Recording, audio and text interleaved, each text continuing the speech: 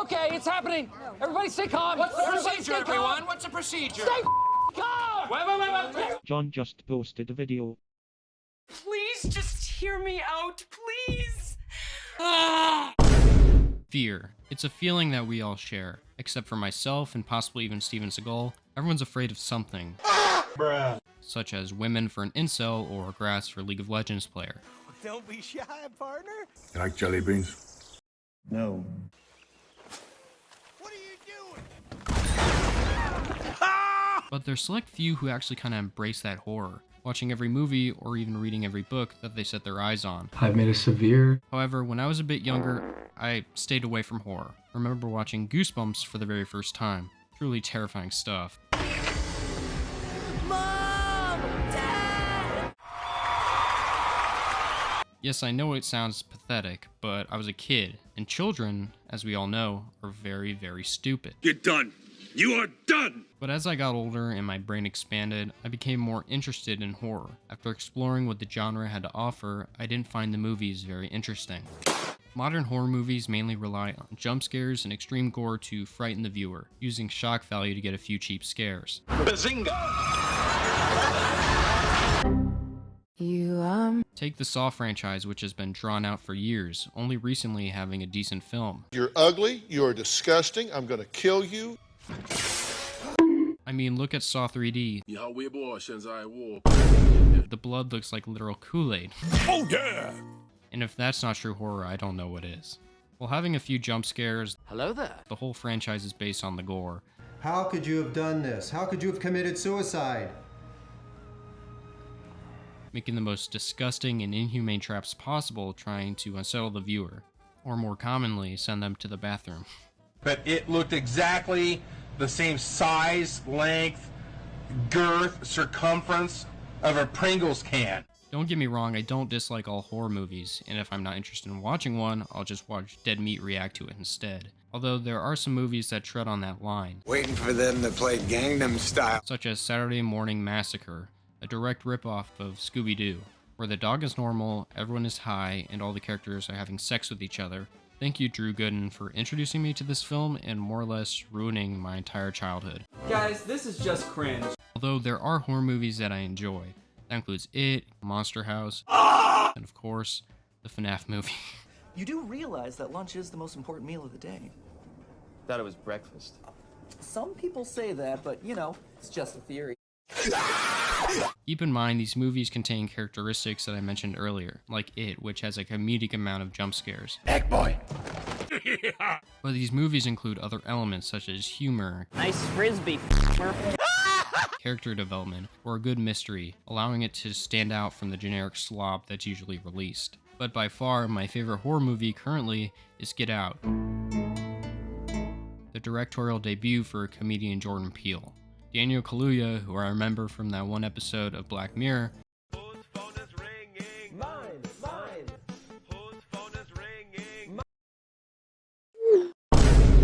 stars as Chris Washington, a photographer guilt-ridden by his past, going to visit his girlfriend's family for the weekend. The movie is just fantastic, with there being so much tension and mystery, mainly relying on the writing and symbolism to invoke these feelings within the viewer. It's also hilarious at times thanks to Rod Williams, who's basically Paul Blart, but for airports. I'm TS motherfucking A. We handle Get Out, though, does have some gore and jump scares as well. What are you doing in my home? Like when Walter, the groundskeeper, runs at the camera like the cop from Cloudy with a Chance of Meatballs. However, these jump scares are not necessarily a bad thing. I might have described them in a negative light earlier, but I just don't hate them. I believe that they can be used to startle the viewer, overall increasing the tension. Arkham Knight, a game that I both love and hate. We've lost the connection. We need that data. It's the only way to find my dad. I'll handle it. What did you just fucking say to me? Has a few jump scares scattered around. Hello? Mainly the man-bat scare, which was so out of place that I literally fell out of my chair, making gliding and grappling 100 times more stressful, believing that something would jump out at me again. Oh no, Scary Goal just popped up. I'm so scared, I'm so scared. Really? Is this the best you could... Jim? How are you? which is what happened, but instead of it being a deformed man with wings, it was just the Joker. Showing that jump scares can be used well, I just start to hate when they're overused, ruining the impact that they can have. This video though is not about horror movies, but another sector of horror I enjoy. And no, it's not the books. What do you think I am, a nerd? The only thing I can read are Instagram comments, as horrible as they are. It is, of course, the games. Hey y'all, it's me again. The last time you probably saw me was in a music video insulting a certain multi-billionaire with as much autotune as any Travis Scott song. Cactus Jack, McDonald's x Travis Scott, Nike Air Maxes. But now I'm finally back and I'm gonna actually be making a video. 99. As I said before, horror games have interested me for about 1 to 2 years. The idea sparking from watching a YouTuber or two screaming down their microphones. Now this is going to be the first video I'm going to make on this topic. I kind of want to release these episodically, you know, like the one funny lawyer show. That's Billboard. Are you telling me that a man just happens to fall like that? No, he orchestrated it. Jimmy, he defecated through a sunroof. Other than just releasing one super long video, which would be pretty time consuming. All that being said, with this being my first video on this channel, I hope y'all enjoy it. So I have a bit of explaining to do with this one. Call of Duty Zombies was my introduction to horror and video games. Yes, I know it sounds pretty goofy, but hear me out. As a kid, I was always nervous to try a game with any semblance of horror. I mean, directly interacting with horror is a lot more different than just watching it. Therefore, I stuck to games that I was used to, that being sports games, shooters, FBI, open up! And of course, Minecraft. And through these games, I eventually came across Call of Duty, the most popular first-person shooter of all time. A game series defined by its amazing multiplayer, action-packed campaigns, and of course, its mature fan base. And most importantly, its declining entries. You done fucked it up! But instead of playing Ghost, our new dog model, or Big Red One, my first COD game was Modern Warfare. Shut up, Mom! Fuck off!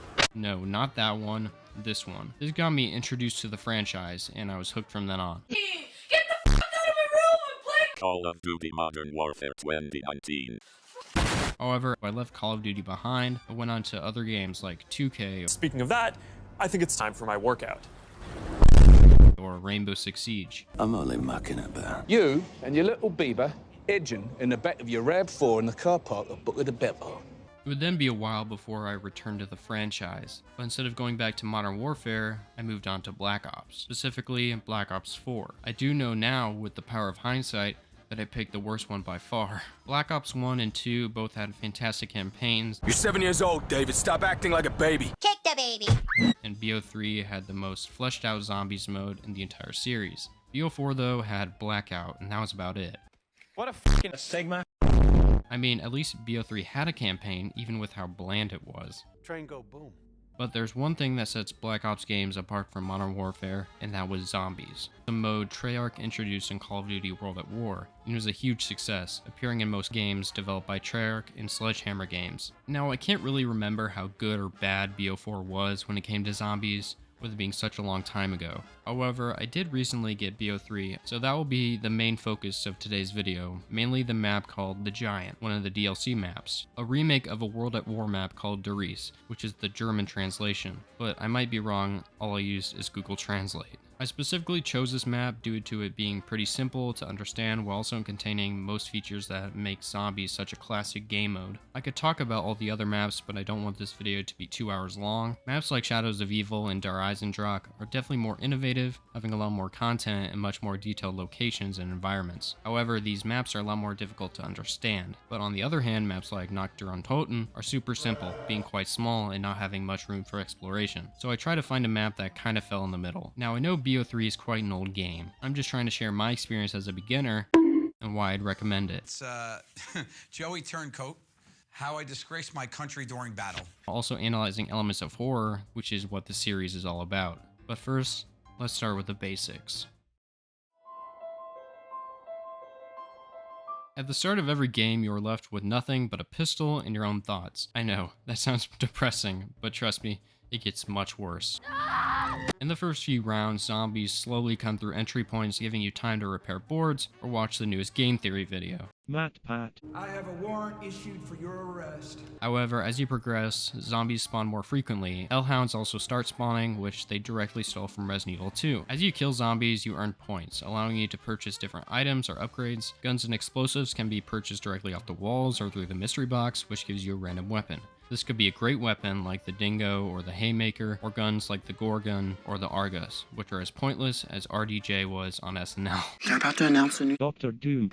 The new Dr. Doom is Robert Downey Jr. Perks are also available through soda machines, giving the player special abilities like having more health or being able to reload faster. These are permanent, unless you die or are downed. Then they disappear like my father did in 2004. Killing zombies can also spawn power-ups, such as insta-kill or double points, playing a voice line by an ex-crack addict when used. So tell me, Wendy, do you smoke pot? Carpenter! But there's also a different type of upgrade that was introduced in BO3, that being gobblegums. These candies, which came directly from Willy Wonka's chocolate factory,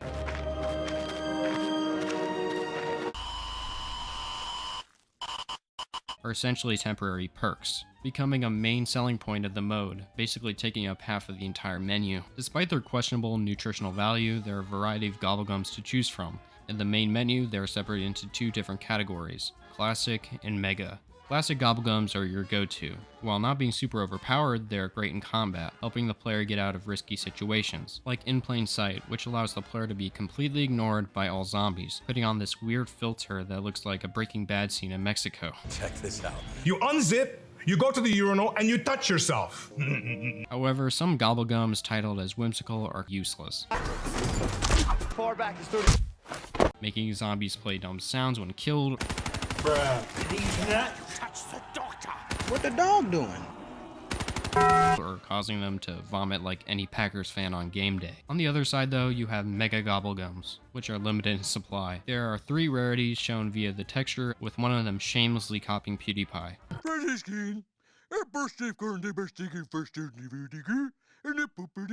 These can go from fairly useful to downright overpowered, like Perkaholic, which gives you every perk on the entire map. Although with these being limited, players need liquid divinium to obtain them, a substance safe for human consumption. It is not just a potion from Fortnite. But with these vials being difficult to obtain, Activision took the EA route. EA Sports. It's only a game. Why you have to be mad? Making them available through microtransactions, allowing you to access a virtual slot machine to spin for different gobblegums. Because we all know, promoting gambling to children is great. It does not divulge into any ethical dilemmas. Now besides that, there's one other thing that was added into BO3 Zombies, that being customization, allowing you to add attachments and different skins to weapons, which are available in-game. Thank you, Activision. I can now add the funny lava camo to my Fortnite Nerf pistol. But all of this stuff is superficial, so let's instead take a turn and take a deep dive into the giant. The map starts off with a well-directed cutscene, introducing our 4 playable characters, Dempsey, Nikolai, Takiao, and Richthofen. Now I don't understand much about the lore of zombies, so I'm not going to be analyzing the story. I'd probably butcher it, so it's better for me to just stay away. But I can say that this is a great hook. Although super confusing, it got me interested in the characters and what was going on. Now speaking of the characters, for a mode like Zombies, which is over the top and action-packed, they had a lot to the table. There's Dempsey, your true American war hero, shouting as many one-liners as Leon Kennedy. I would like you to hand the girl there over to me. Now. Suck my dick, bro! And is about as patriotic as Homelander. Nikolai, who needs to get back to Aristotska, where he drinks vodka and watches over his potato farm. Alex, do you like potatoes? Richthofen, who looks quite similar to a certain German dictator, and finally, Takiao. Overall, I think these characters are perfect for this game mode. Watching them react to their surroundings can truly be hilarious. After loading in, you appear in some sort of industrial complex during the wintertime. There's barbed wire fencing, a central platform, and power lines sprouting from this huge machine that kind of looks like an old lamp, reminding me of a gulag while also having this Dr. Frankenstein type of aesthetic. At 60 frames and a high resolution, it truly looks amazing. Now let's take a look at the gameplay. There's so many different things featured on this particular map, like unique weapons, pack-a-punch, and 3 main Easter eggs. Zombies is well known for the vast number of unique weapons available, known as wonder weapons. These range from being technically impressive to a complete abomination. Brother, what's that? But with a giant, they're all pretty standard, with there being 3 in total. First, there's the Wonderwaff, shouting out electric bolts spreading from zombie to zombie, burning out their retinas, mirroring my exact reaction to watching the pilot episode of Season 3 of The Boys. You know, the one with the knockoff Ant-Man. Next up, there's the Ray Gun, which shoots out green laser beams or red laser beams, covering enemies in splash damage. And finally, the Monkey Bomb, which perfectly encapsulates what my brain looks like. These bombs attract zombies when thrown, playing copyright-free Kevin MacLeod music, only to suddenly explode. But what do you do if you don't have a wonder weapon? Wake up! Well, viewer, Pack-a-Punch is here to save the day. A feature added on the original World at War map, this machine improves the damage, ammo capacity, and rate of fire to any gun, giving it a new skin and making it shoot lasers like Buzz Lightyear. Oh no. Buzz, look, an alien! Where? Alternate ammo types can also be accessed. However, Pack-a-Punch is not available right away, needing to be unlocked. On the Giant, you need to turn on the power, which activates the teleporters as well as traps and perk machines, then allowing you to link all 3 teleporters to the main teleportation pad. Now, for the most confusing part of all Zombies maps, that being the Easter eggs. The first Easter egg requires you to throw a monkey bomb into each teleporter, teleporting with it as well. You will then see something incredible. After interacting with the control panel and looking into the distance, you can see a huge helmet, which kind of reminds me of the one from Dead Space. She just needs liquid nitrogen. Save us! The decapitated head of the Iron Giant then shoots out a huge laser, melting a pile of snow, covering another perk machine. Overall, not that difficult and a pretty cool feature. How do you do, fellow kids? Next, there's a music Easter egg. Ew! Dude! What the Bruh. Which is my personal favorite. All throughout the map, there are 3 vials holding spines previously ripped out by Sub-Zero. My back! After interacting with each one, a song starts to play. And let me tell you, it's an absolute banger.